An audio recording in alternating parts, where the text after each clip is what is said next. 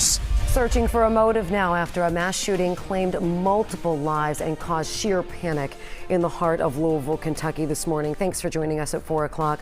I'm Cherie Palello. This situation could have been even worse if not for the heroic response from police. 13 people injured today, 4 of them killed.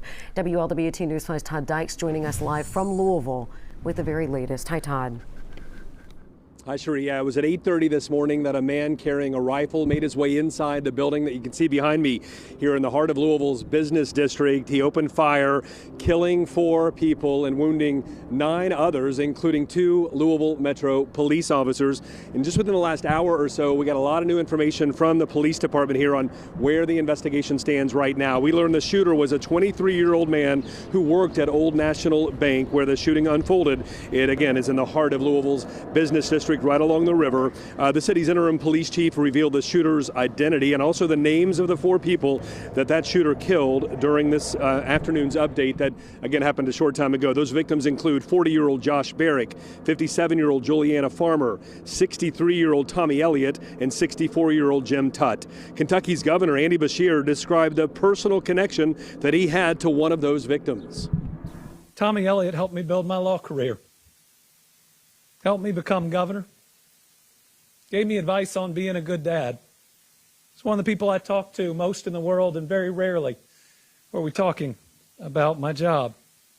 He was an incredible friend.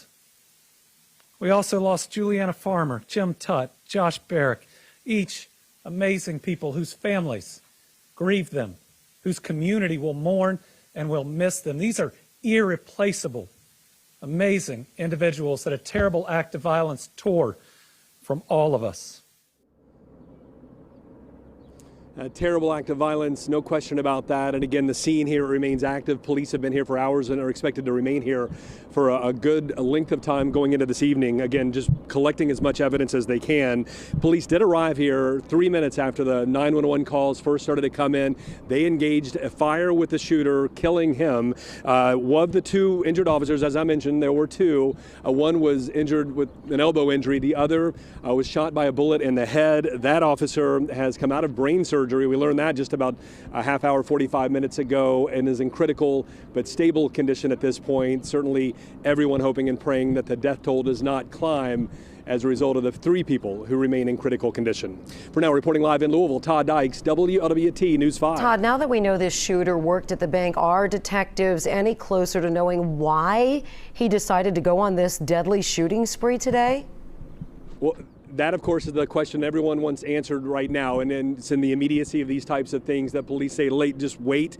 They're not revealing many details about that 23-year-old man. They did say that he live streamed today's awful incident on the internet, and Louisville's police chief said she hopes to get that removed from the internet, so we'll see how that plays out. But no real indication yet as to a motive. Of course, the fact that he worked at the bank, what does that have to do with this? We'll have to wait and see. Cherie?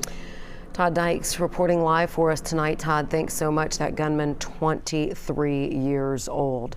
Multiple messages of support, though, are pouring in right now from lawmakers for the families and also for those who were killed, others who were injured, and also the officers who stepped in to save lives today. Senate Minority Leader Mitch McConnell tweeting, quote, "Thank you to LMPD, the Louisville Metro Police Department, and our first responders for your bravery at the scene. We send our prayers to the victims, their families, and the city of Louisville as we await more information." Senator Rand Paul also tweeting his condolences, saying his heart breaks for the families of those lost. And President Biden also sending prayers to those impacted, calling for Congress to act to prevent more gun violence. In fact, Governor Beshear talked about that. He said, I know that we're going to have talk about gun issues in the coming days, but today ought to be focused on my friend who was killed and all of the other people who are no longer with us today. Now, WLWT News 5 will continue to lead the way on today's mass shooting in Louisville. We are hearing from police officers, Louisville officials, and community members as this investigation very much still continues and is underway tonight. Stay with us for the very latest coverage tonight through 7:30 this evening, and then we also will have a team down there for you tonight at 11 o'clock. Excessive speed,